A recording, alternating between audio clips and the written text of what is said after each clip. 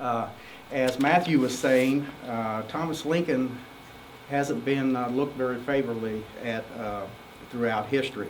I do have a short paragraph I want to read to you that basically sums up how historians have portrayed Thomas Lincoln in their writings. It says, Abraham Lincoln came from the most unpromising stock on the continent, the poor white trash of the South. His shiftless father moved from place to place in Western country, failing where everybody else was successful in making a living. And the boy spent the most susceptible years of his life under no discipline but that of degrading poverty. And that was written by Woodrow Wilson, President Woodrow Wilson. So that's what we're dealing with. I've got a short introduction I want to read to you, and then I'll get right into the presentation and move it right along with it. Just a little bit of background, how I got started into this, and so you can see what my perspective is in looking at Thomas Lincoln. I've spent a lifetime working with my hands, starting as a young boy in my father's auto body shop.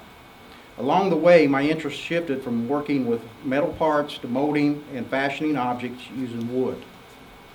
I continued with the interest while a student at Western Kentucky University down in Bowling Green, Kentucky in the early 1980s. I enrolled in numerous classes relating to furniture construction, furniture design, architecture, tool maintenance, materials used in the furniture industry.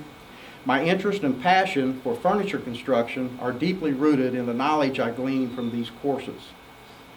It is important to note here at the very beginning, researching Thomas Lincoln wasn't something that I consciously set out to do, but instead stumbled into as a result of my attraction to Federal-style furniture. The furniture Thomas Lincoln made during his career as a cabinet maker is known as the Federal style. Federal-style furniture developed and became stylistic after the Revolutionary War and continued to be fashionable well into the early 19th century. It is rooted in neoclassicism and characterized by its lightness of design, straight lines, geometric shapes, symmetry, hidden joinery, all of which you're going to see on Thomas Lincoln's pieces, and I'm going to show you here later. And inlay adorned Federal furniture was popularized in England and America by design books of George Hepplewhite and Thomas Sheridan. Like all skilled trades in the early 19th century, cabinet making required a period of training. This training would have been provided through an apprenticeship program. When a boy reached the approximate age of 14, one of his parents would arrange with a master cabinet maker to take the son on as an apprentice to learn the trade. In return for training, the apprentice would provide free labor by doing basic tasks in the beginning, and as his skill level progressed, more challenging assignments. In addition, the master craftsman provided room and board, clothes, instructions on how to read, write, and do math to the rule of three, and provide a starter set of tools at the conclusion of the apprenticeship program, which was typically a period of 7 years. The apprentice would at the end of the program, the apprentice would be classified as a journeyman and thereby be eligible to be employed by a master cabinet maker. And sometimes, and usually, in fact most of the time, they continue to work for that master cabinet maker that trained them. Once the journeyman felt confident enough and could afford to establish his own business, he became a master cabinet maker. Make no mistake, Thomas Lincoln was a master cabinet maker. Much of what Thomas Lincoln did was common practice in the early 19th century rural America. He used knowledge learned from his apprenticeship training, price guides, local demand, other cabinet makers, and design books to develop a style and idiosyncrasies that were uniquely his own. Each custom-built piece of furniture was consumer-driven, with no pieces being, two pieces being exactly alike, and I'll show you some examples of that. Thomas built his furniture based on such things as the embellishments the consumer wanted, the intended use of the allotted space each piece would occupy, how much money the purchaser was willing to pay, or what item they wanted to use to barter for his services. In each case, regardless of the price of the furniture, craftsmanship would not have been sacrificed because the maker would have been responsible for all the repairs. Thomas Lincoln's successes were not limited to cabinet making. His transferable skills range from cabinet making to carpentry, farming to blacksmithing, coopering to masonry. Records also reveal Thomas worked as a mill operator, made coffins, built flatboats, and distilled whiskey. He would have been an expert at sharpening tools. Thomas Lincoln's body of work paints a clear picture of who he really was. It reveals a versatile man committed to supporting both his immediate and extended family, a man active in his church and community affairs, a man who took great pride in the furniture that he built. Thomas Lincoln was a creative, hard-working, honest, industrious master craftsman. His pieces illustrate that he was familiar with the prevailing fashions of neoclassicism, and there was a level of sophistication in the area in which he lived that desired and could afford the latest available fashions in furniture and furnishing their houses. Thomas Lincoln was a carpenter by trade. He relied on it for a living, not farming. That's the first thing that caught my eye when I started studying about Thomas Lincoln. I was fortunate in that I knew what material culture was in the early 19th century before I actually started studying Thomas. So when I started researching Thomas's work and his life, I realized these statements that, like I read earlier, just weren't true. They were not accurate, and they didn't fit what I was seeing in his work. Said Abe didn't like to work it. Now he's talking about the farming. Abe said one time, he said, "I was raised to farm work." Well, that made sense to me because when the carpenter and the cabinet maker was out plying his trade, the rest of the family had to take care of the farm. And that would have been the responsibility of his wife and Sarah and Abe, and of course Dennis and John, who lived with him for a while as well. But I think John Romine hit it on the head when he told William Herndon in 1865, Thomas Lincoln was a carpenter. That's the way he made his living. Most of what you read in the history books describes Thomas as just an illiterate farmer. And he really wasn't a farmer at all. I tell people that. He'd never raised more than what he could use for himself and his livestock. And then but he was so successful at it, when he did have stuff left over, obviously he sold it, he bartered it during the springtime to get ready for the next harvest. Now, what I'm going to do is, and to dispel some myths, I'm going to start at the very beginning. I'm going to show you some pieces of furniture that Thomas Lincoln would have been exposed to when he lived in Kentucky. To understand Thomas Lincoln's life, you got to go all the way back to the beginning and see what influenced him. Just like we spend hours and hours and have read books after book about what influenced Abe, you have to do the same thing with his father. Somebody mentioned earlier about never refinishing antique furniture. This is a prime example. This piece of furniture, and I have personally seen all of these pieces I'm getting ready to show you. This particular piece is made of cherry and it is inlaid. And if you remove that finish, this is what we call a piece that is in the black, you've just destroyed its value.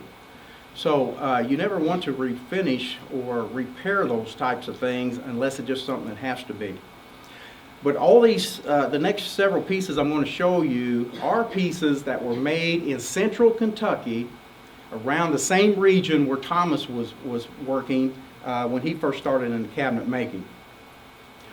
These are examples of federal style furniture. In fact, I'm going to show you a piece later. It's very similar to this piece that Thomas did make. And you can see the inlay embellishment, the skinny legs on it. The idea was to make the furniture to look light, but yet maintain its strength. The period before that, during the Chippendale period, things were really bold, had bold carvings on them. They looked strong. You had a lot of exposed dovetails, joinery, and they totally changed that after the Revolutionary War and into the federal style. The other reason I'm showing you these pieces, every one of these pieces has something related to work that Thomas Lincoln did, and I'll show you that later on. For instance, the inlay, the string inlay that you see on here, the patera that you see on here with the crotched walnut to embellish the piece, to make it look pretty. And it was expensive to do this. This is a sugar chest, a very early piece. Sugar during roughly 1800 to about 1840 was incredibly expensive because we didn't have steamboats coming up and down the river until 1815, 1820, and so only about once a year sugar was brought up the Mississippi and the Ohio River into this area, or I say this area, the area that I live in, and so you got enough to last you for a long time. So they put locks on them. This particular piece has a lock. You can see the wide boards on the front of it. They had big trees to work with. Once again, you can see it's nearly worn away, but the diamond escutcheon around the lock right there, Thomas Lincoln used that a lot. And like I said, I'm going to rush through these just a little bit because I have several of them. Another little cellaret. Insects were a big problem. I think this is an example of what they were doing to try to keep insects from crawling up the leg. A lot of times they would set the objects in oil or water or something, thinking that the mice and so forth couldn't crawl up into the furniture. Another example of a Kentucky piece made in central Kentucky, Thomas was influenced by. See several characteristics here that Thomas used in his furniture. The other thing I want to point out is this was Thomas's competition. Thomas Lincoln, as a cabinet maker, had to be good because the competition was tough, especially in central Kentucky. At that period of time, Lexington, Kentucky was designated or referred to as the Athens of the Midwest. There were a lot of highly skilled cabinet makers moving in to that area from the Baltimore region. So they had been trained in these high-style shops with classic furniture. And in fact, later on, I'll talk to you about who trained Thomas Lincoln, and he was from the Baltimore area, and I found examples of his work as well, which is just absolutely fabulous. But once again, the inlay that you see on here is very similar to things that Thomas Lincoln did. This is another sugar chest. They had 3 compartments in them for coffee, brown sugar, and white sugar. That's why you see the separation in it. This clock, made in central Kentucky by a man by the name of Asa Blanchard, who was also a silversmith, I might add, too. And his pieces are highly collectible and very expensive to purchase. Most of these pieces that I'm showing you now are in the Speed Museum in Louisville, Kentucky. Some of them are in the Fraser Museum in Louisville, Kentucky. Some of them I took down in the Springfield area where Thomas grew up and his family lives. This splice right here was common amongst Kentucky cabinet makers, and Thomas Lincoln learned to do that. In fact, that one there is not very well done. And I'll show you in comparison to what Thomas was doing, how his compares to that.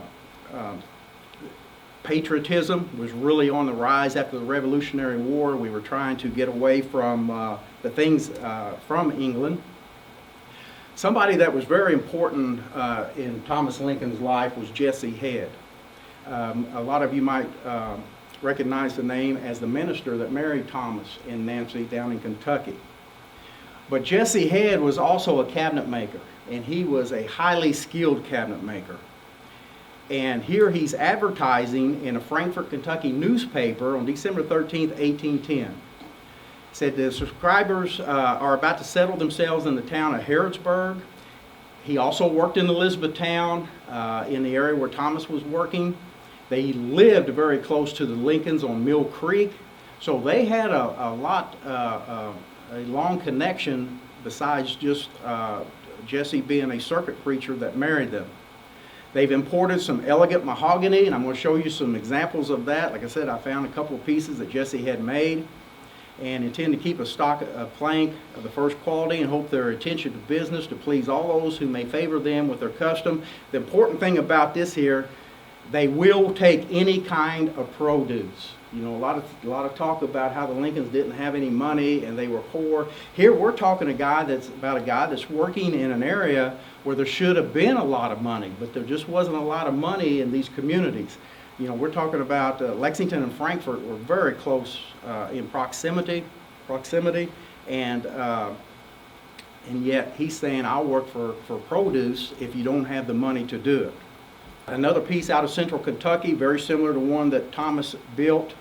The drawer pulls on this one are really important. Thomas used these same drawer pulls on some of his. This actually helps me to date this piece as well. These drawer pulls weren't used on pieces after 1810. This is actually what we call a survival feature left over from the Chippendale period. And the corner cabinet that Thomas made that still survives, that has these exact same drawer pulls on it, is dated about 1806, 1807 in the documentation. And I knew that was right just based on the drawer pulls, along with some other things that were done to the cabinet. And you can see different ways they were embellishing these things. And once again, this is Thomas Lincoln's competition. This pattern right here, Thomas used on at least 2 pieces that still survive. And also this one as well. Another important thing to mention as I show you these pieces, some of the furniture in the photographs were made in shops by multiple hands. These shops would have had a lot of apprentices. Jesse Head advertised for apprentices. All right, so when he made a piece of furniture like this, he may not have even touched it other than to put his signature on it. He had people working in his shop, just like we do a lot in manufacturing today, where you have people who specialize just in making inlay, people who specialize in doing wood turnings. So there were specialty people in these shops, whereas Thomas Lincoln was building all this furniture by himself, and he had the skills to do all of those characteristics. This inverted heart shows up on a piece that Thomas made for his sister. Now, I put this in here. I actually found 4 of these down in Kentucky. See, not only have I studied Thomas Lincoln's furniture, my interest was in early American furniture, early 19th century furniture, especially Kentucky pieces. And so I studied a lot of the other cabinet makers throughout Kentucky in this period of time. I found 4 pieces I know came out of the same shop. And the reason I do is because of this right here. This was this cabinet maker's idiosyncrasy. Every piece he made, at the bottom of it, he carved that heart in there. Thomas Lincoln had idiosyncrasies that I'm going to show you when I get to his pieces. And there it is right there. So I knew this piece came out of Crab Orchard area. It was built by a cabinet maker by the name of Walker Langford, and there's at least 4 of them that have survived. Thomas Lincoln's oval that he put on his was much better proportioned than this. But once again, that's a characteristic that was happening in central Kentucky during that period of time.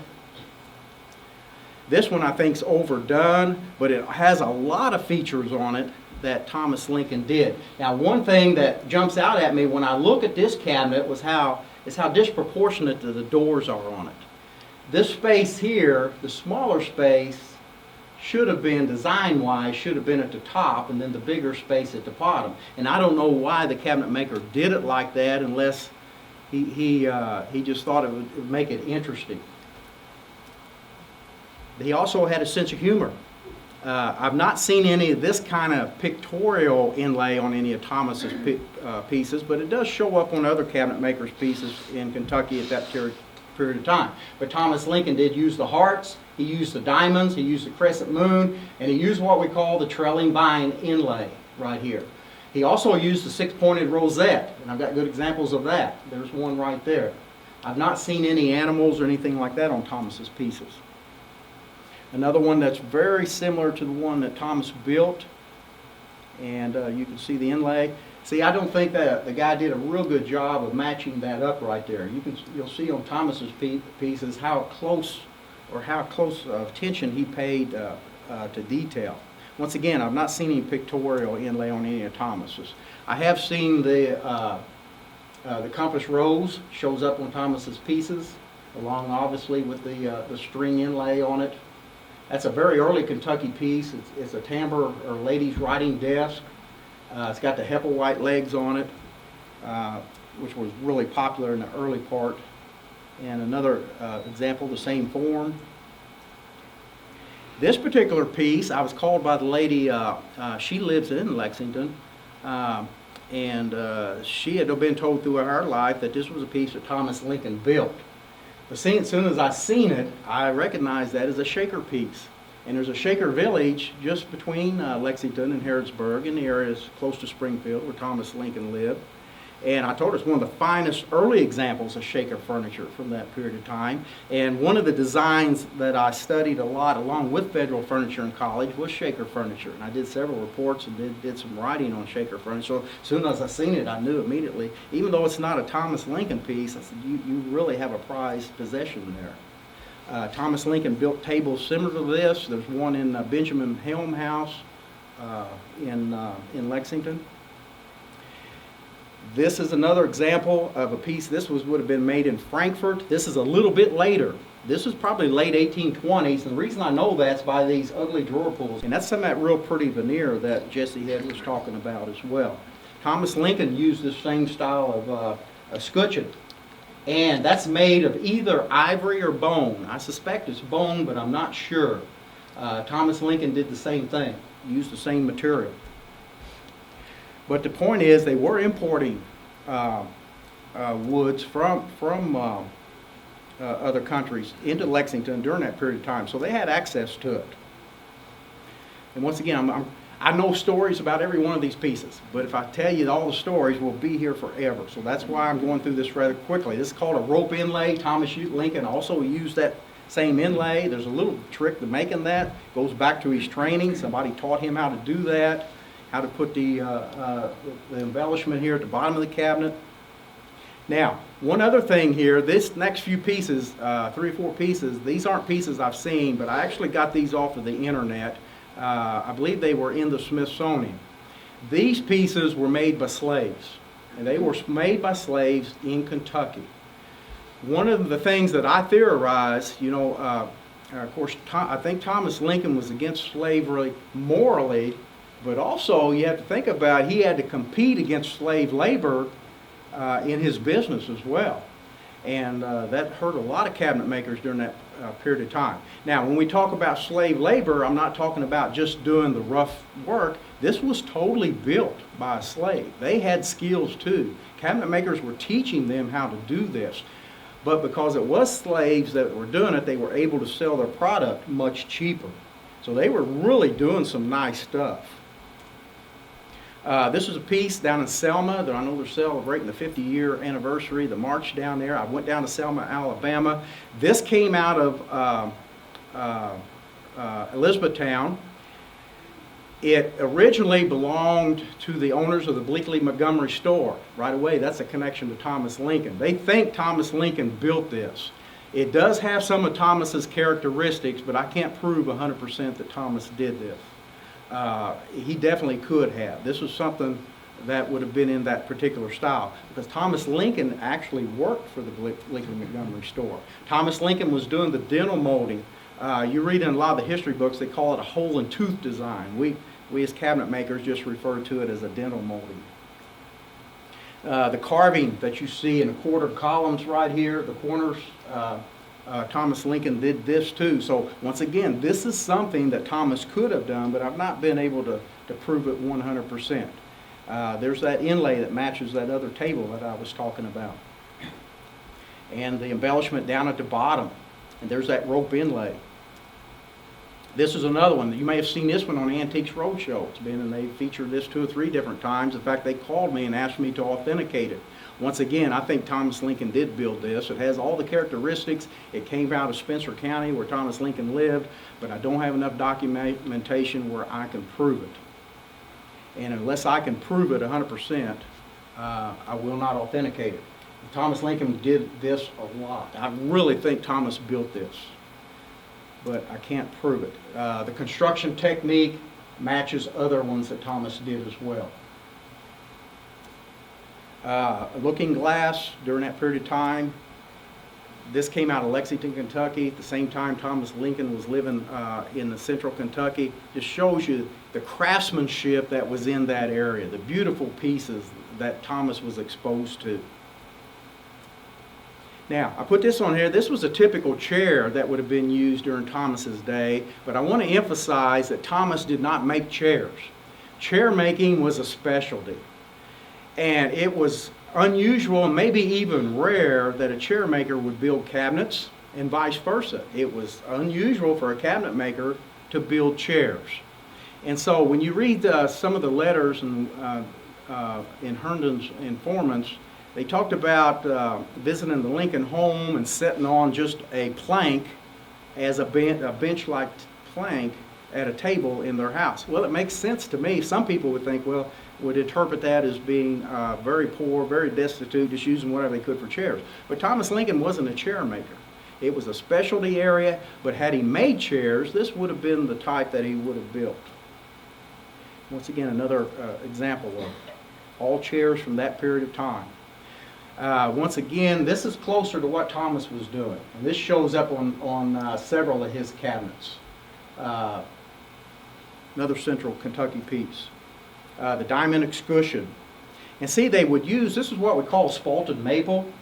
They would use designs out of pieces of wood. When they would cut boards out of trees, sometimes you end up with some interlocking grain that makes some really unique designs. Thomas Lincoln was doing that, as well as other cabinet makers. That was purposefully done out of a piece of spalted maple.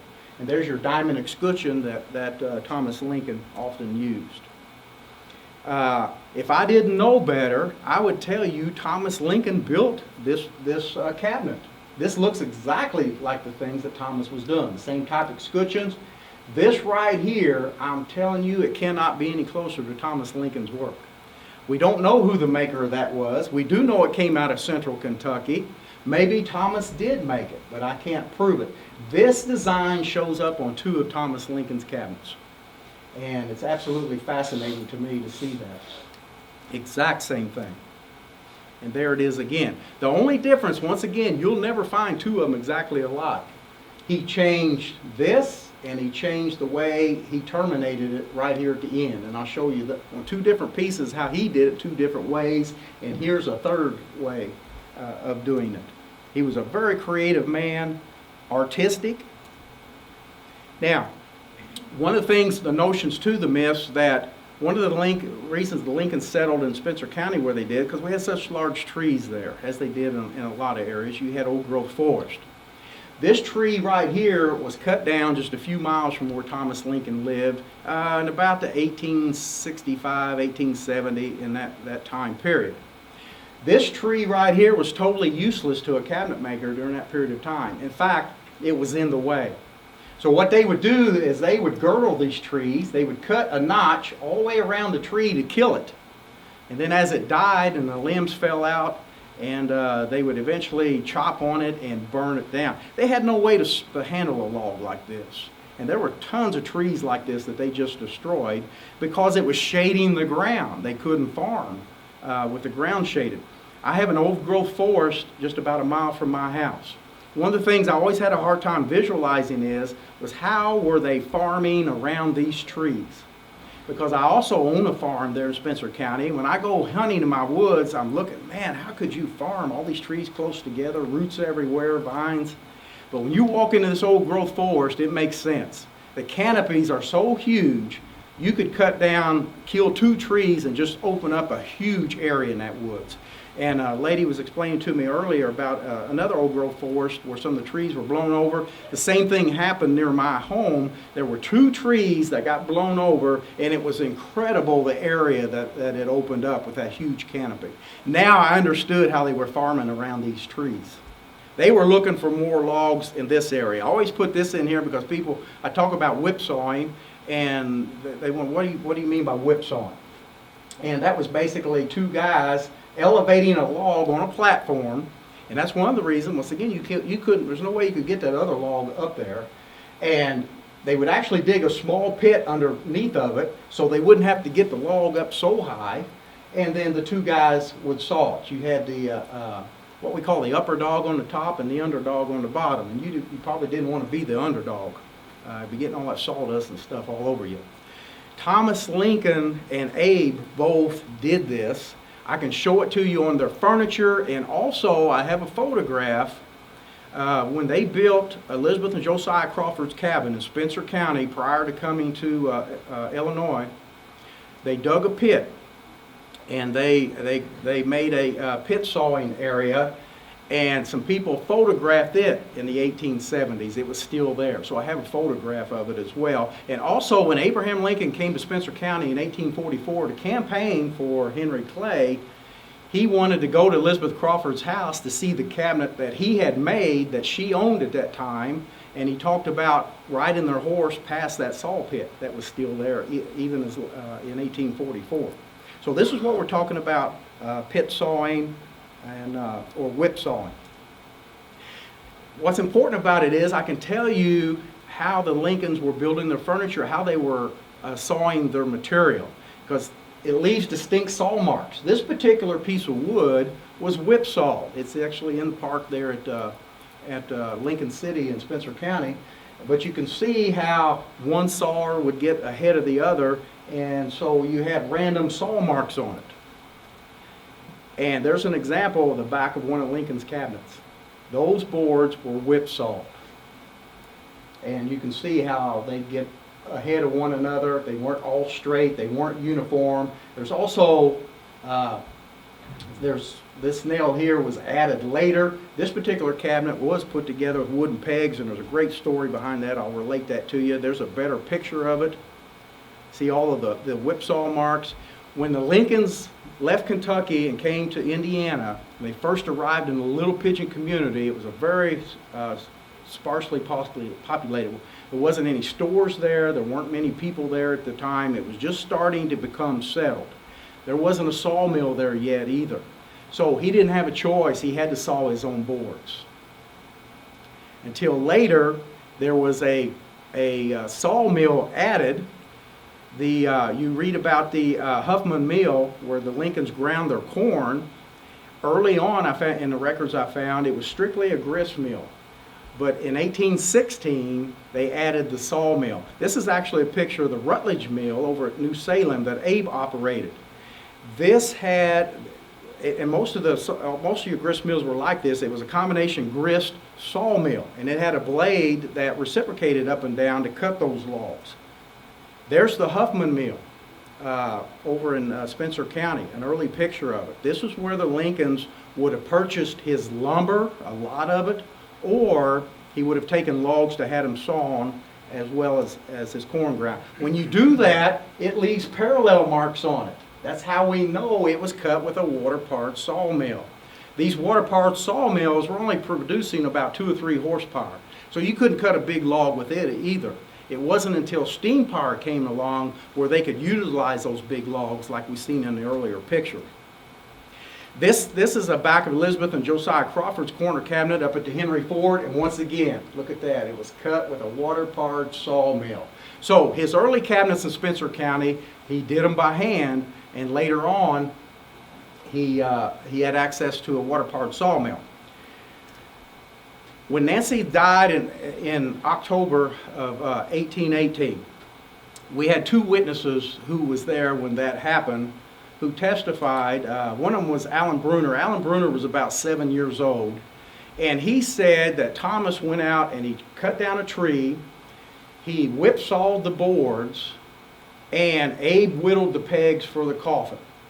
Okay, that raised some red flags with me, his testimony on it, because normally you would nail those coffins together. They did have nails. A lot of these cabinets, almost all of them are nailed together. So I'm thinking, why did he whittle pegs? Was that just to embellish the story or what? But Dennis Hanks was at that funeral too, and Dennis gave a different account of it. He said that Thomas sawed the planks out of a log left over when they built the cabin. That made sense to me because that would have been a dried log. They built that cabin at least a year and a half prior, instead of going out and cutting down green wood and doing it. And he said Abe whittled the pegs because nails were scarce. So he clarified that. And I've always said that wasn't the first time Abraham Lincoln ever whittled pegs. Okay, his dad was already teaching him the trade at a very early age. These are actual Thomas Lincoln's tools. They are at the University of Chicago. They have possession of them, and they are from that period of time. I have some of them just like these. The one in the middle is called a shell bit, used for drilling holes, and of course you have the spur bit here as well. They used a brace And I've got one that's probably nearly identical to the one that Thomas would have used that would fit these. If I took my brace to University of Chicago, they would fit these. And so you can see that later up here. So these are actual some of the tools that Thomas Lincoln made. 2 accounts or 2 witnesses testified about Thomas Lincoln's tools. One of them was Dr. Christopher Columbus Graham, one of the most prominent people in Kentucky during that period of time. He knew Thomas Lincoln. He'd been into their home, and he said that Thomas Lincoln had the best set of tools in the central Kentucky area. That was saying a lot, because I just showed you the cabinets that these other cabinet makers, they had tools. He said Thomas Lincoln had the best set of tools. When he migrated into Spencer County, Dennis Hanks, who lived with the Lincolns, said that Thomas Lincoln had the best set of tools around. Well, that probably didn't mean as much in Spencer County because Thomas Lincoln was the only cabinet maker there during that period of time. Not only was he cabinet maker, as I said before, he would have had specialty tools for building cabins, for doing architectural work. The molding planes you see here, they made planes for cabinet work, and there were specialty planes for doing architectural work. You didn't do the same with both. Thomas Lincoln would have had a nice selection of those. He did some blacksmithing. In fact, one time Abraham Lincoln said his ambition was to become a blacksmith. And so that took a different set of tools. It took a different set of tools to make barrels. And so he would have had an impressive collection. With the research that I've done, an average cabinet maker during that period of time, just to build cabinets, would have had approximately 100 tools in his tool chest to build these cabinets that you've been seeing. Saws like he would have had, and I have some reproductions of them up just like these. Thomas Lincoln had an assortment of saws like those. These dovetail saws at the bottom, I see marks all over his pieces where he had really fine bladed dovetail saws. He would have had a lathe. When you go to Spencer County, Lincoln Park, you see the spring pole lathe, which is really pretty crude. But you can do some things with that spring pole lathe. But if Thomas Lincoln had the best set of tools around, he wasn't using a spring pole lathe. He would have had something more similar to the one that you're looking at here. Now, where was he getting his tools? Right here, the Bleakley Montgomery store. He had an account in Elizabethtown. You find places on here where he purchased tools, he purchased screws, and one of the earliest accounts in history of commercial sandpaper. In fact, I've read several books where the authors found no sandpaper offered commercially prior to 1825. Well, I've got record of it in 1804 where Thomas Lincoln purchased sandpaper to Bleakley Montgomery store in Elizabethtown, Kentucky. Thomas Lincoln also worked, not only had an account there, but he worked for the Bleakley Montgomery store. He took goods to New Orleans. You know, we know Abe made the trips to New Orleans to take goods down there. Thomas Lincoln did the same thing. But the difference was Thomas Lincoln had to walk home because they didn't have steamboats when Thomas Lincoln did it, whereas Abe and Allen Gentry would have taken steamboats back north. You also see other things that he was purchasing, and also what's interesting is there were people purchasing things on his account because they couldn't get credit, and Thomas Lincoln allowed them to do that. Isaac Bush, who was Sarah Bush Johnston's brother, made the trip to New Orleans with Thomas Lincoln, so there was a real close connection with the Bush family. He knew Sarah Bush long before he ever went back to Kentucky to marry. There was a long connection. In fact, Thomas and Isaac even had some business dealings together. I'm assuming Thomas was a tobacco-chewer. Almost every time he goes into this store, he purchases a small amount of tobacco. I don't know that, but it shows up on nearly every day that he goes in there. So that's kind of interesting as well. Often paid balance of whiskey. Whiskey, it was very hard to transport and store corn during that period of time. So what they would do is they'd distill it, make whiskey out of it, use that for currency. Most testimony said Thomas Lincoln seldom ever used alcoholic beverages, or Abe either. And once again, there's just more that a person could spend a long time going down this list and look at the activity that Thomas was doing while he was living there. This log cabin now is an original log cabin that was built for Adam Shoemaker, who was the minister at the Little Pigeon Church. And I highly suspect, with Thomas Lincoln being the only cabinet maker and carpenter in the area at that time, Thomas Lincoln had a hand in building this particular cabin. And it's in excellent condition. You can see how well the dovetail joints are done on it. And you can see this, it's actually a gentleman lets people display it. Of course, we know Thomas had a hand in the building of the Little Pigeon Church, the Little Pigeon Baptist Church. He was the overseer of it. It didn't say he actually built it. He oversaw the building of it, and I'm sure he had a hand in it as well. But it did say he did all the finish work. You know, there was a lot of people, a lot of men during that period of time had rough carpentry skills. What they didn't have was the fine carpentry skills. They didn't have the tools to do the finish work, to make the sashes, the pulpit, the doors, the windows, those kinds of things. Another place, Thomas Lincoln was working, building mills for Samuel Haycraft early in Kentucky. And here's a record of it where he was doing that.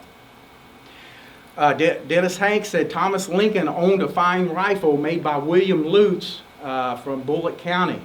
Well, here's a picture of a gun, and a friend of mine lives up in Fort Wayne, Indiana, owns this gun, and he took these pictures for me. Thomas Lincoln owned a rifle. One of the reasons I've been able to find so many pieces that Thomas built is because they're still in those families. It's really fascinating when that happens. So here's just a record, and this shows the proximity of where they lived. Thomas Lincoln, you can see, was right, his farm was right nearly in the middle of all this activity. And you can see all the settlement around that area. Okay, we're into Thomas Lincoln stuff. This first piece, it's in Elizabethtown, Kentucky. It's one of the earliest pieces I know that Thomas built, or have found. Let me put it that way. There were earlier pieces. In fact, Samuel Haycraft, who employed Thomas to help build those mills, said Thomas made furniture for him. That would have been in the late 1790s. And I've not found any of those pieces. I've looked hard. I've seen photographs of them from early years, so I know at least back in the early 1900s they were still around, but I've not been able to find them. This particular piece was made about 1801 because it was made for Thomas Lincoln's sister when she married Ralph Croom over in Elizabethtown, and she did that in 1801. So this is a very, very early piece. Thomas was very close to his sisters, Nancy Brumfield and Mary Croom. In fact, when Thomas went and married Sarah Bush Johnson and they moved to Indiana the second time, the Crooms helped move them. They used the Crooms wagon, the Crooms came with them, and so it just shows you Thomas was very close to the rest of his family. This particular piece, I think, let me back up, just want to say one other thing. It's a little bit gaudy. That's not a real good picture up there. It looks better on my screen than it does yours. But here's those, the compass rose, the crescent moons, you see the trailing vine inlay, you see the six-pointed rosette, all those characteristics that were on other cabinets. This particular piece is made out of butternut, very beautiful wood, but to me it was overdone. It's got too much inlay on it. The object of embellishing a piece, or putting inlay on it, was just that, to embellish it, not overpower it. When you look at this cabinet, the first thing that jumps out at you is all this inlay splattered all over it. So he kind of overdid it, but then it wasn't a commissioned piece as well. So that is a repair. There you can see a better picture. That's some gorgeous inlay on it. All of these patterns on these pieces, I trace them right off of the originals, and you'll find those patterns up here too. So when I get finished, you can come up here and look at those. And Thomas Lincoln did use patterns. It's no different than a woodworking shop today. If you go in, you'll see patterns of different parts of furniture hanging on the walls. Thomas Lincoln did the same thing. I can match patterns up from different pieces. I know he used the same pattern on different cabinets. This piece is down in Florida right now, but it was made in Elizabethtown. The lady moved to Florida and took it with her. Absolutely gorgeous piece. I said earlier, I could see a progression in Thomas's work, and I can also see a digression in his work later on, and I'll explain to you what I mean by that. Here, these are fluted columns with a star on top of it. Later on, he starts inlaying those pieces, being a little bit more creative with them. This is a piece too that had the drawers in it that I was talking about. It had the bone or the ivory escutcheons. Just a picture of the different profiles. What I do is I copy the profiles off of these cabinets. I trace all of the patterns off of it. So when I go look at other cabinets and the ones that I've already done, I can compare those to see how they match up. This drawer here was used once again to put spices in. You can see that that drawer pull. I know this piece was made about 1806, 1807. That's a survival feature from the Chippendale period. There's 225 carved reeds on it. Every one of those is hand carved. And I've already reproduced this piece actually, and it took me forever to make that molding. This is all a one-piece molding right here. It's all carved out of one chunk of wood. And like I said, it took me forever to do that. Later on, Thomas Lincoln makes another one similar to this, but he did it in multiple pieces. He learned to speed this thing up a little bit rather than hand carving every one of those. That's one that I did. That's that six-pointed rosette. This could be ebony. Once again, they were importing woods from other countries in the Lexington area, or they were using a process whereby they ebonized wood. They take a lighter colored wood and turn it dark. So I'm not sure which. I even thought maybe persimmon has a really dark hardwood or heartwood in it, so it could even be six. So I'm not sure what that was. The other is holly, the contrasting wood. Let me move on. You can see the same one. There's the proud owner of that cabinet. Now, this is the chest of drawers that Thomas Lincoln made. Looks like something come right out of central Kentucky. That's where he was working. He was trained. This one here does have some repairs on it. You can see the different color right here. That's been replaced. The drawer knobs are gone up here. I can see where the holes used to be for it, but they're gone off of it. So it has had some rough treatment over the years. And there's another picture of it, side view of it.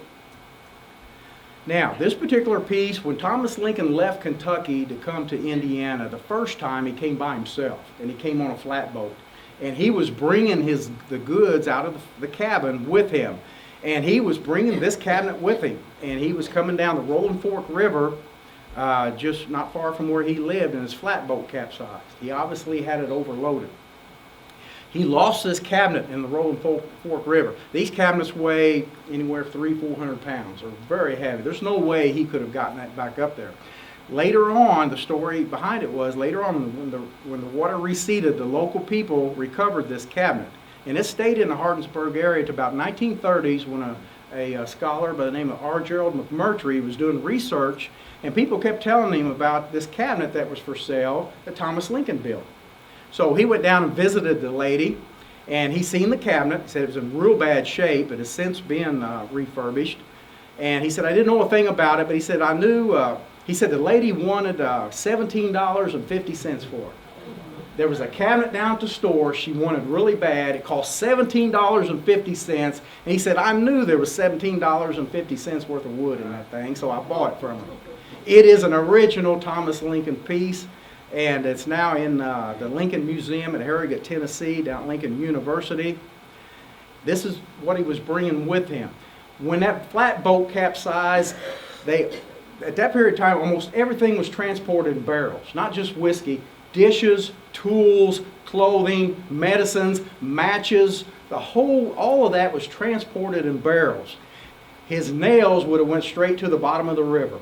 That's why when he got to Indiana, Dennis Hanks said nails were scarce. There were no stores there with them. I guarantee you I know where his was at. I also knew when he got to Indiana, he lost his cabinet. He had to build another one for himself. Didn't have imagined, I had no idea it still existed. I mean, this went on for several years. It didn't happen overnight. I just think, boy, I just wondered what the one it looked like he built when he got to Indiana. I eventually found it, and I'll show you a picture of it. Incredible. Now, this goes back to this thing was rebuilt. In fact, let me back up. Whoever rebuilt this thing didn't have a clue what they were doing. See this box under there? They put that under there to hold the cabinet up because it won't even stand up under its own weight. They didn't understand early 19th century cabinet making. To understand what Thomas was doing and how he was doing it, you have to understand early 19th century material culture, how things were put together, the tools that they used, and whoever rebuilt this thing didn't understand that because the cabinet wouldn't even stand up under its own weight. The other thing that really, I have no clue why they did that. Right under this yellow is some beautiful white maple inlay, and they painted over it for some reason. I have no idea. I mean, I'm still baffled. This molding right here was used with a large OG hand plane, and it shows up on other cabinets. The exact same hand plane he used on other cabinets that he made. This is one that I did. This is what it should have looked like. See those pretty pieces of white maple inlay in there? This is what my reproduction of the one that Thomas did. But that's what that should have looked like where they painted over that. And once again, that's one that I did. This is Thomas's work. I took a close-up of this because there was a mistake made here. And you can see how he fixed it by adding that little piece right there. You know, he was a great problem solver, and even my woodworking teacher in college said, you know, the best craftsmen weren't the ones that didn't make mistakes. The best ones that were the ones that could hide their mistakes. Thomas Lincoln's places where I could identify mistakes did a very good job of hiding those mistakes. Because everybody makes mistakes, and once again, that's all for the original. Now, the Museum of Early Southern Decorative Arts down in Winston-Salem, North Carolina, has over 40,000 photographs of furniture that came out of the Shenandoah Valley of Virginia, North South Carolina, Tennessee, and Kentucky from this period of time. So I sent them photographs of this design right here and how it was utilized with the cabinet, because this piece was added to the cabinet. Thomas Lincoln actually had that board laid out on a workbench. He inlaid it and then attached it to the cabinet. And I explained that to him. I hired a researcher to go through these 40,000 pictures, and they didn't find one example where anybody else did that. This was Thomas Lincoln's idiosyncrasy. There were other people that were attaching boards to it, but they weren't inlaying them and attaching them like Thomas did.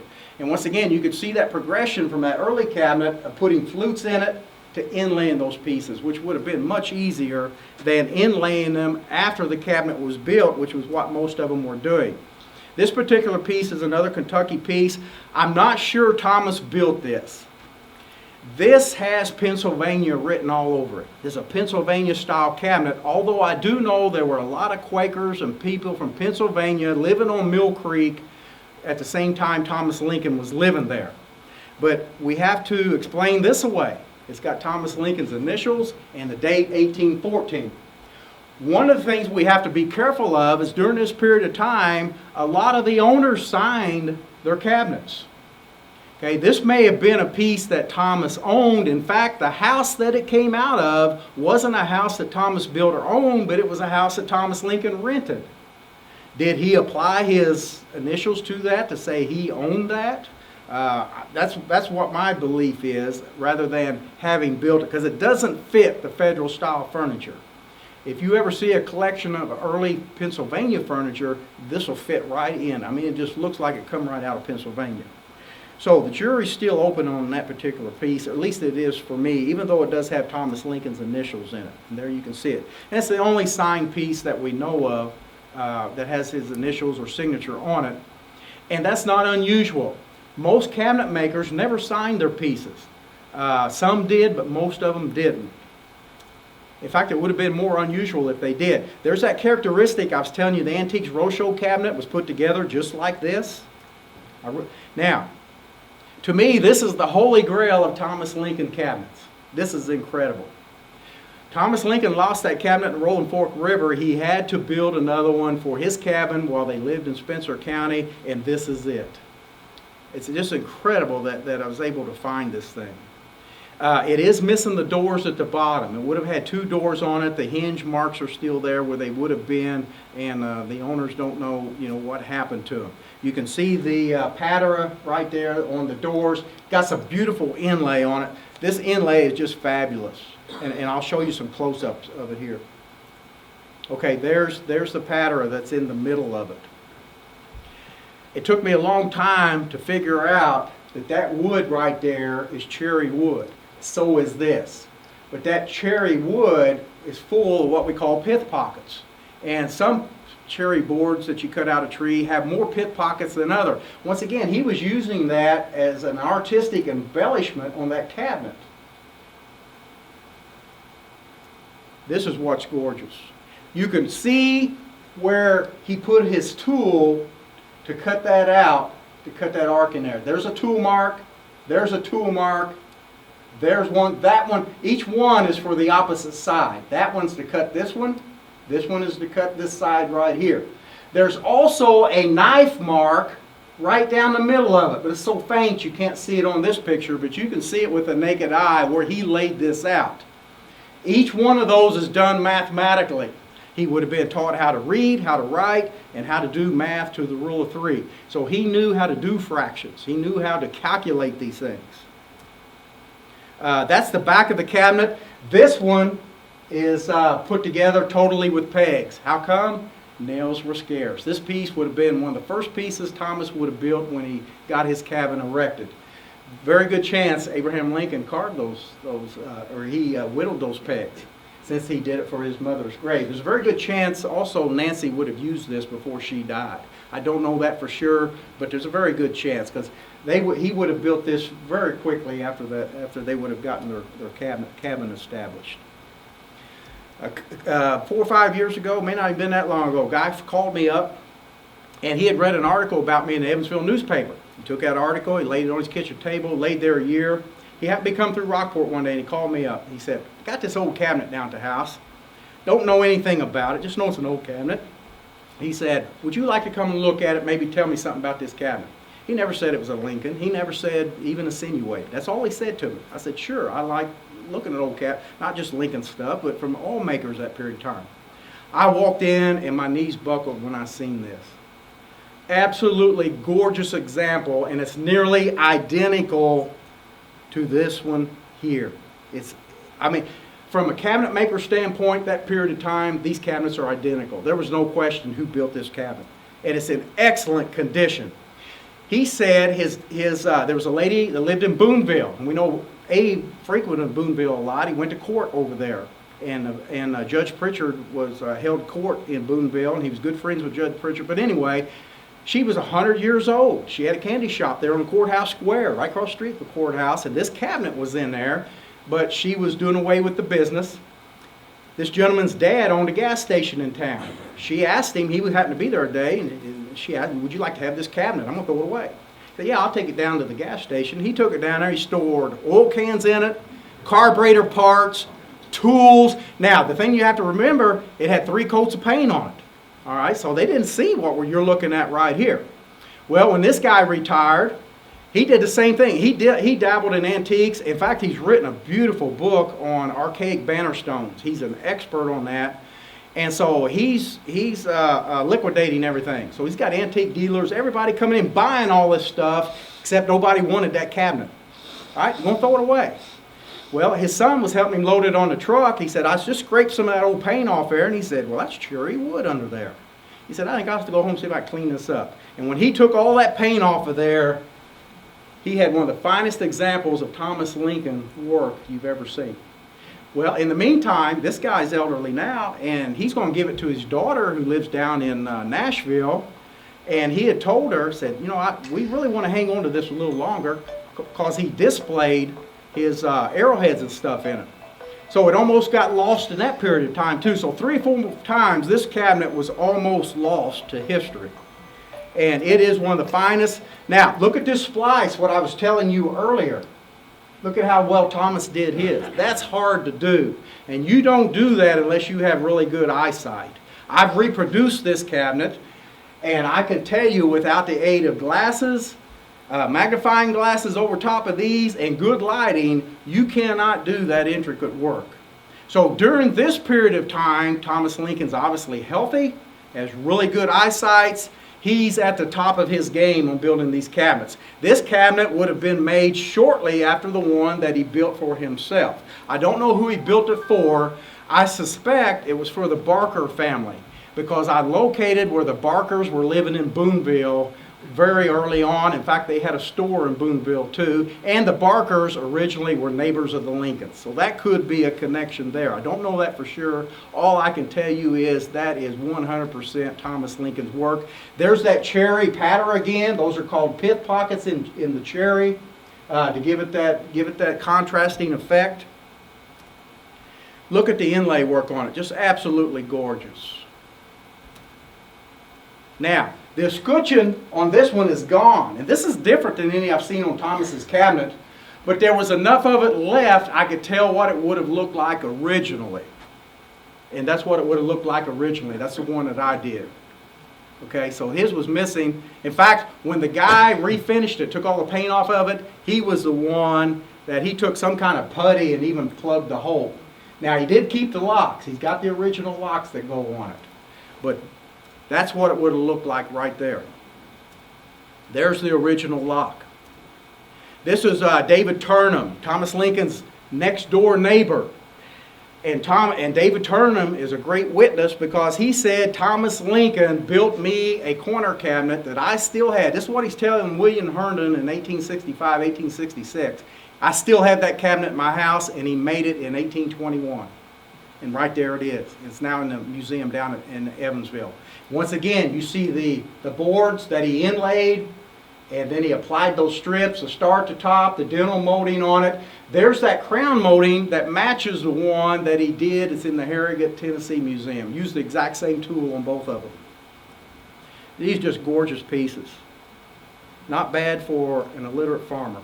And I'm trying to speed this up. Now, some of the inlay's missing out of this. You can see what broke off. But you can also see how thin it was. That's just a thin veneer. She chiseled that out and applied a real thin veneer to that. This, what we call the trailing vine inlay, the string inlay going up the side, is only about a 32nd of an inch wide. Real thin. Hard to do. Beautiful workmanship right there. Now, this piece right here, once again, somebody replaced it. It was gone. See how flat it is right there? It should have had a usure to it like this one. So, once again, they didn't match it up the way the original was. But there's that dental molding on it. He used the same bit on this one that he did in the one in Harrogate, Tennessee. These doors are incredibly hard to make the way he did it. When I study all these cabinet makers in Kentucky, Thomas Lincoln ranked right up there with the best of them. I mean, he could have went to Baltimore and worked in some of those shops in Baltimore. He was that highly skilled. Now, originally, this is Elizabeth Crawford's corner cabinet, and this was the best picture I could get of it originally, but I've got some better ones after this. Thomas Lincoln built this corner cabinet for Elizabeth Crawford. The original story was Abraham Lincoln built a corner cabinet, walnut corner cabinet, for Elizabeth Crawford. Dad gave him permission to do it, so he built it. So early on, they paraded this corner cabinet all across the United States. Nearly every museum, major museum in the United States, displayed this cabinet because Abraham Lincoln made it. Abraham Lincoln didn't make this cabinet. This is Thomas Lincoln's work. It's much too good for Abraham Lincoln. There's no doubt that Thomas built it. We were talking about this earlier. Most of the time, this little turn button that holds the door shut, it's just a little rectangular piece of wood. Somebody puts it up there. I mean, I have never seen one this fancy. And this Thomas, going back to paying attention to detail, and this is only half of it. He turned this on a lathe. He decorated with those incised lines. He cut it in half, and the other half's on the bottom doors. So they match. Absolutely incredible. Now, this is really interesting here. Going back to Thomas Lincoln made mistakes. He built this cabinet, and he forgot to put the strips in it where you prop your dishes up. What were they doing with these corner cabinets that they were building? They were displaying their china. You've got an excellent example in this display out here. I've been telling people that for years, and they look at me, the Lincoln's own china? The Lincoln's own china. Prior to 1800s, all your china was hand-painted. That made it incredibly expensive. After 1800, transfer printing was developed, and it was basically a copy machine. They didn't need all those artists sit there and hand paint it. They just copied one pattern onto each of the plates and the platters and the dishes. So that made it real cheap. And the people in England were targeting those to the new settlers in America. And they were making it cheap so they could afford it. And the Lincolns were displaying their china in these corner cabinets. Also, they actually excavated some pieces of china in Spencer County too. Unfortunately, they're not as big of pieces as what you all have found here. But he forgot to put that dish strip in here. Now, you're not going to be able to tell it real good from the picture. So what he did afterwards, he went back with his hand plane, and it's a V groove. And he started down through here, but once he started getting close to this edge, he had to come out with it. Now you can't see it, but it comes out. So he made a mistake right there. And I know he did this one first, because, I don't have it. Because the rest of them, he took a piece of wood and nailed it to the other shelves to prop the dishes up against it. He said, heck, this doesn't work. So it was a problem solving. In fact, in the turn-on cabinet, he did the same thing on those. He used dish strips rather than cutting the grooves in it. Okay, now this came out of the Crawford house as well. So now we've got two pieces of furniture coming out of the same house. Thomas Lincoln was the main cabinet maker in the area. William Wood said, he built my house, he ran up the stairs, he made all of my furniture. I mean, we've got witness after witness talks about what Thomas Lincoln was doing, especially in Spencer County. This is the piece that Abraham made. It wasn't the other one. They got it mixed up. So what they've done, they've attributed this to Abraham Lincoln. And when people go look at it and they think, dang, Thomas Lincoln wasn't very good at this. My first thought when I seen that was Thomas Lincoln wouldn't have done this on his worst day. Because it looks like it was built by a 16-year-old kid. And it was. That's about how old Abe was when he built it.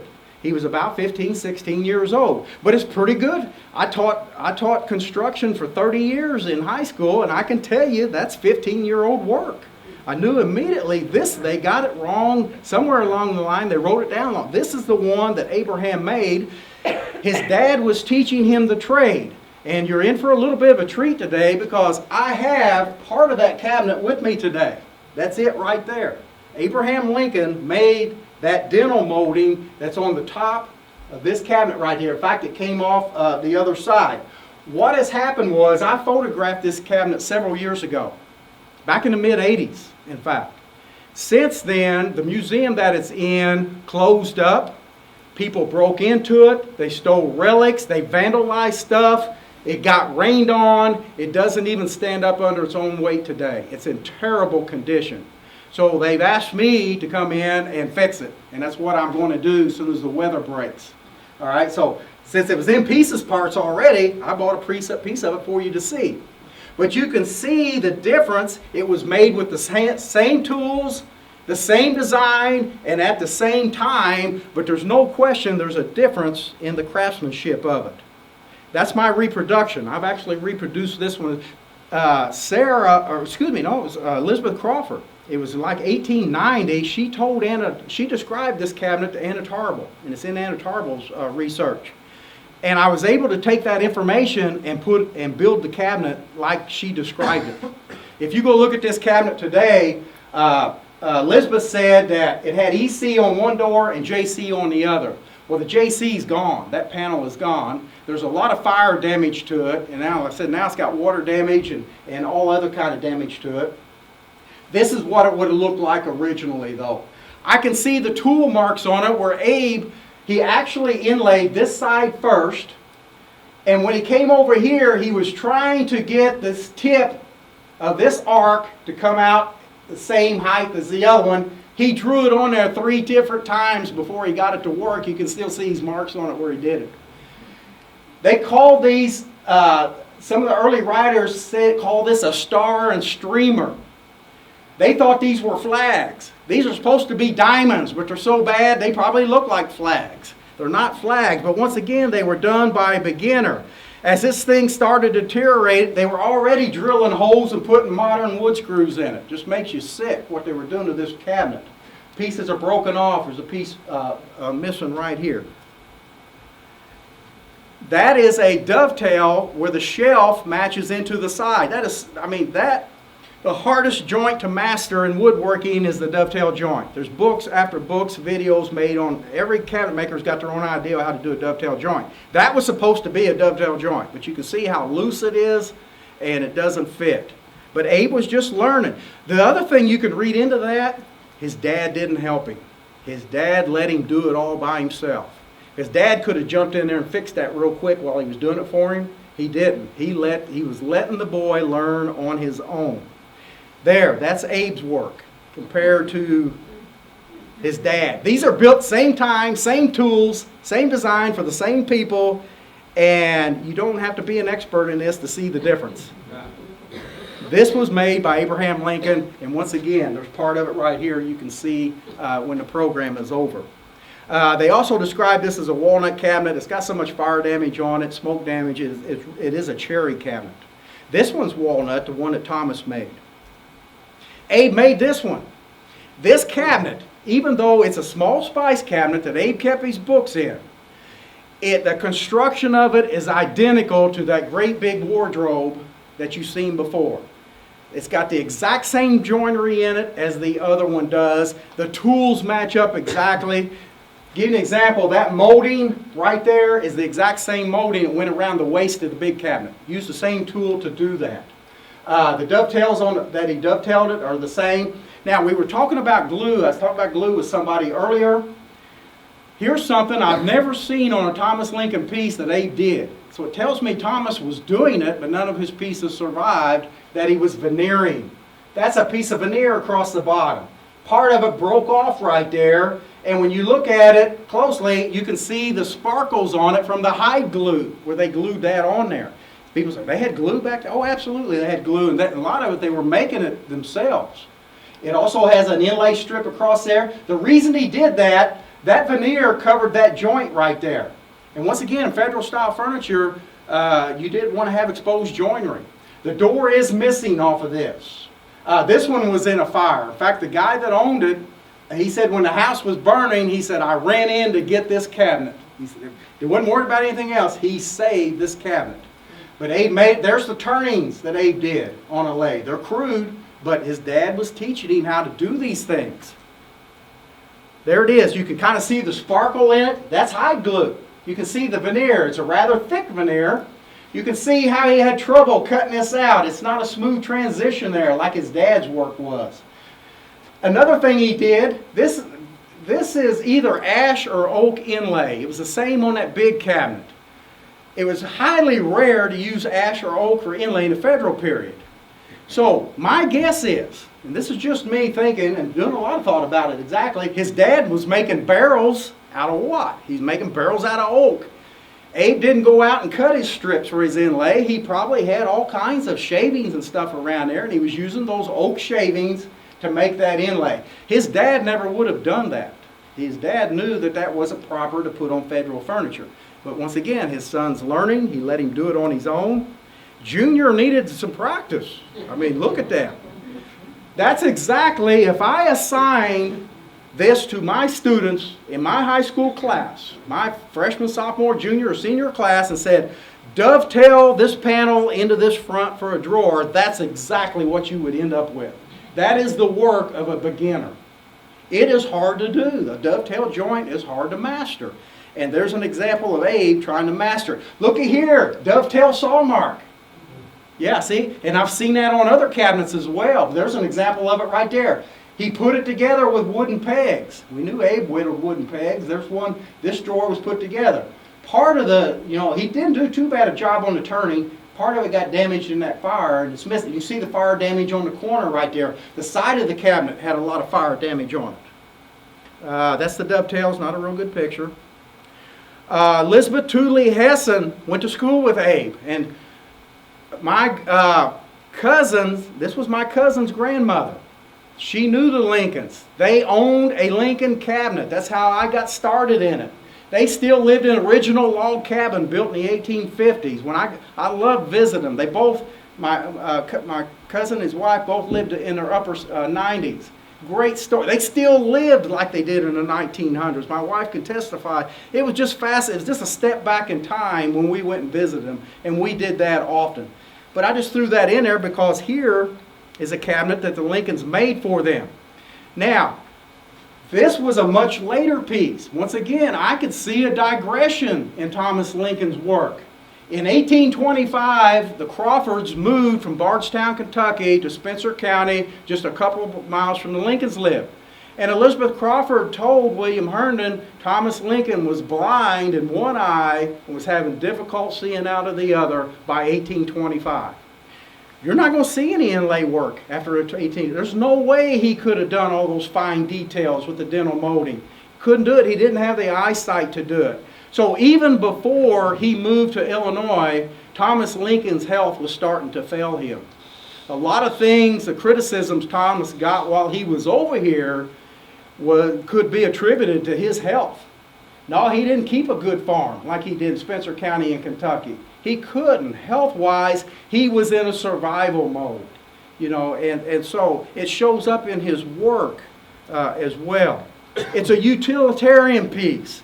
It's just built to serve a function. Okay, it didn't have all those fancy embellishments in it. It didn't even have a crown molding, and there's a piece in the Indiana State Museum made just like this. Did the same thing, and it was made for the Richardson family about the same time. So early on, we've seen that progression. I kind of seen his skill peak early in Indiana with those early Indiana pieces, and now these later Indiana pieces are starting to digress quite a bit. Here's the one at the Richardson cabinet. Indiana State, see, it doesn't have a crown molding up there either. It doesn't even have any doors. Okay, on the top side. It was built cheap, it was built for one thing, and that was to serve a function. I was in Annapolis, Maryland a few years ago. I go in every antique shop I can looking for tools that match profiles on these cabinets. Believe it or not, I'm in an antique shop in Annapolis, Maryland. I walk in there, and there was a hand plane that matched that molding right there. And I knew when I seen it, I thought, it's got it. So I purchased it, mailed it home, got home, pulled out my patterns, matched it exactly. So when I reproduce these things, I do it with the original tools. If I don't have a tool to match that profile, then I make that tool to match that profile. Because router bits, I can tell every time when somebody's made a molding with a router bit. It's obvious. Using modern tools. So I try to do it exactly the way Thomas did it. Some of them I did the whole thing from scratch. I sawed the boards out of the log, dried them, went through the whole process. It takes too long. So what I started doing was, if I had an 1.5 inch thick board and I needed to be an inch, I run through my planer down to about 1 1/16, and then I finish it up by hand, to give it that appearance, because it does have a different feel, a different texture to it, doing it by hand versus running it through a machine. So that was just to do it to speed up the process. This is another one, a Grigsby cabinet, and it's made on the same order as the other one. The problem with this one is a lot of parts replaced. This went through a tornado in 1957 in Gentryville. It was totally destroyed. And once again, I can show you the moldings on here that were done with a router, rather than the person redoing it, doing it by hand. But this is a Grigsby piece as well. Real close neighbors of Lincoln. Of course, Sarah Lincoln married a Grigsby. See, these moldings were done too good. A Grigsby cabinet.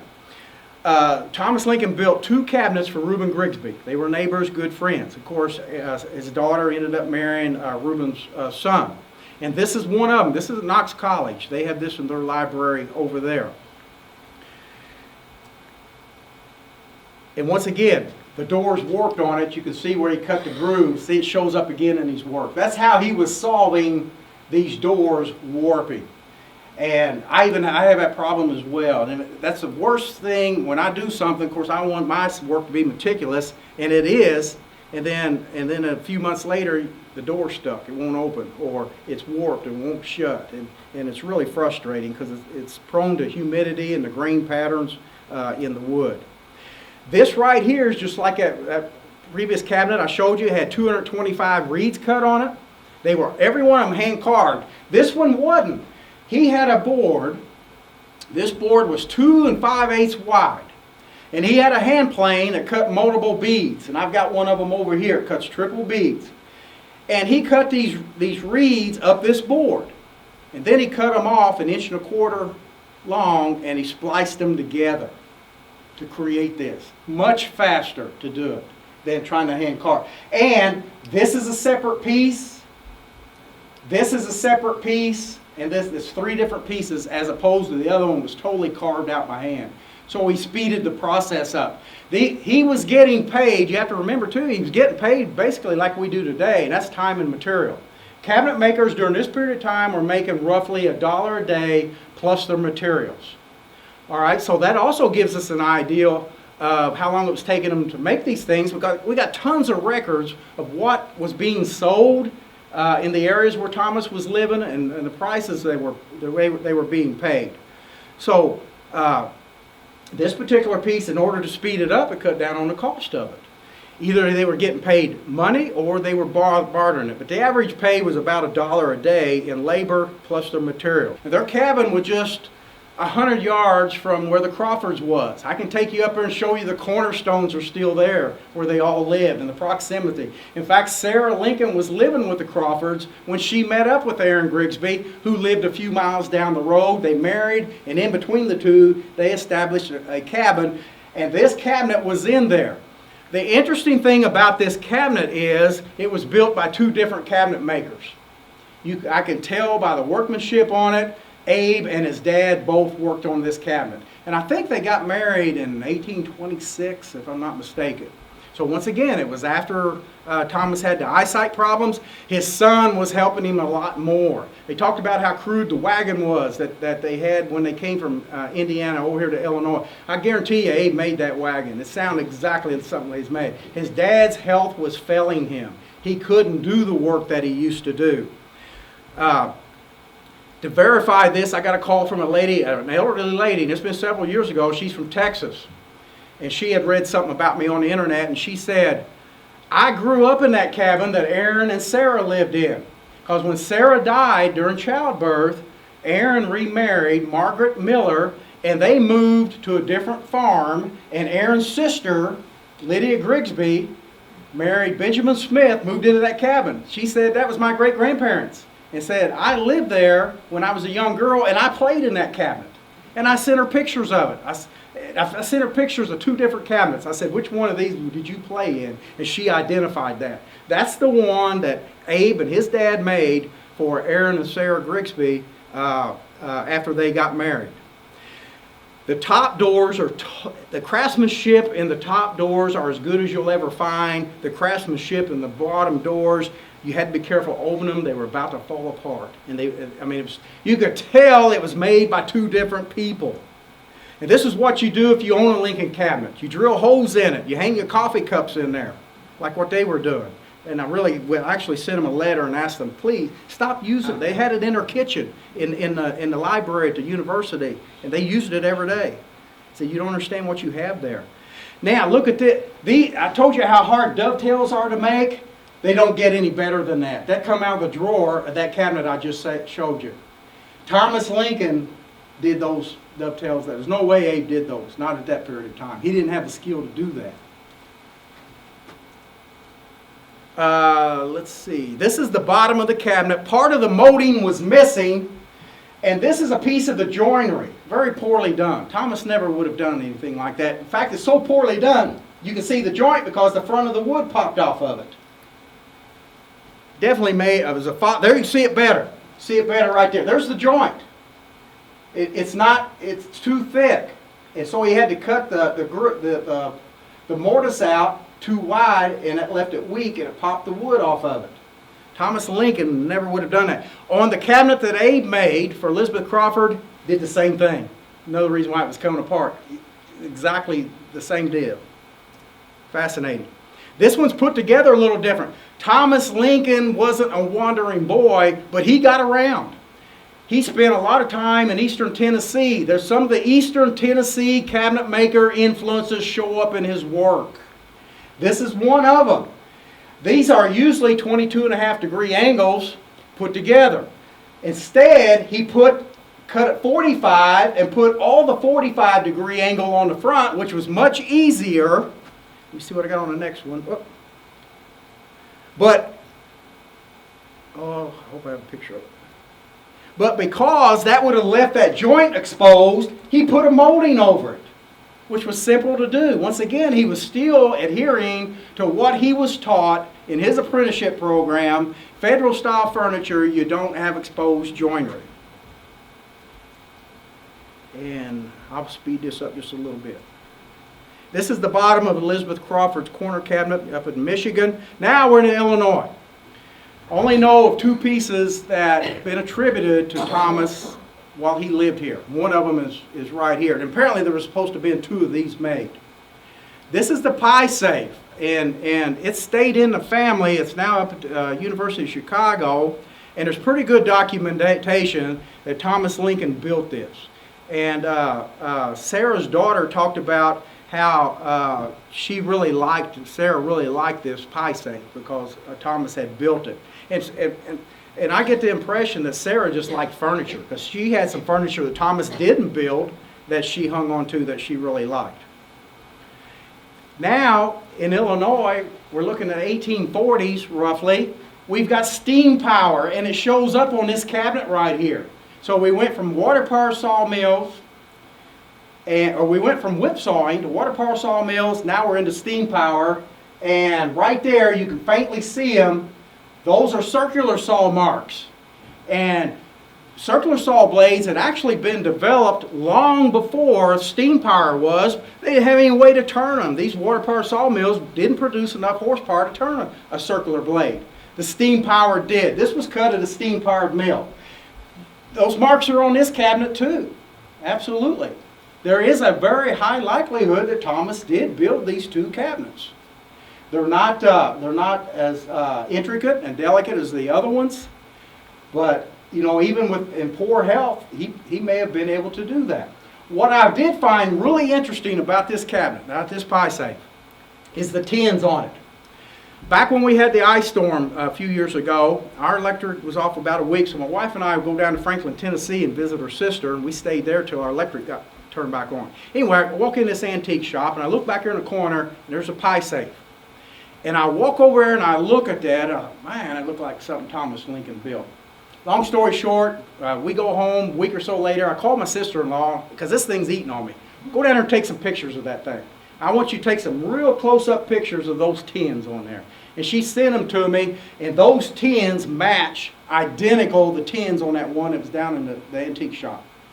So I did a little researching on it, and what was happening was the cabinet makers weren't punching these tins. They were made by tinsmiths. And tinsmiths had patterns, and they punched many of them at a time because they're not perfect. Those aren't perfect stars. The circles, they all have flaws in it, and the flaws match perfectly with the pie safe I have at home. So whoever Thomas Lincoln purchased his tins from, whoever built the cabinet that I purchased the tins from the same place. They are absolutely identical. There's those circular saw marks. Those were cut from a steam-powered mill. And once again, as you see, there's random holes that just don't match up. And I'm telling you, you can take a picture of mine and lay it over that, and they are absolutely perfect. They were made by the same tinsmith. And of course, here's the one that we have on display here. Thomas Lincoln made a lot of different types of furniture. William Wood said he made all of our furniture. Elizabeth Crawford said the same thing. A lot of people say, well, he specialized in corner cabinets. No, he didn't. The corner cabinets just survived. They didn't move them. It was really unusual to move them because you think about the size of the corner cabinet, it'd take up a whole wagon. You loaded that on a wagon, it took up all the space. They're very heavy, so most of the time when they moved, they left them there. So that's why they survived. They were incredibly expensive. Some of the most expensive items that those people owned were their furniture. So they took care of it. So they not only took care of those pieces, they just didn't move them, so they survived. This was a fireplace mantel that came out of a house that Thomas Lincoln built in Elizabethtown. What's really neat about this, the house was still there up until 3 or 4 years ago when an arsonist burned it down. Fortunately, I'd already photographed it. The stairs that Thomas made, the whole thing, so I've got photographs of the original cabinet. But they took they'd already taken this fireplace mantel out, and it's in the officers' quarters on the Army base at Fort Knox, where Thomas Lincoln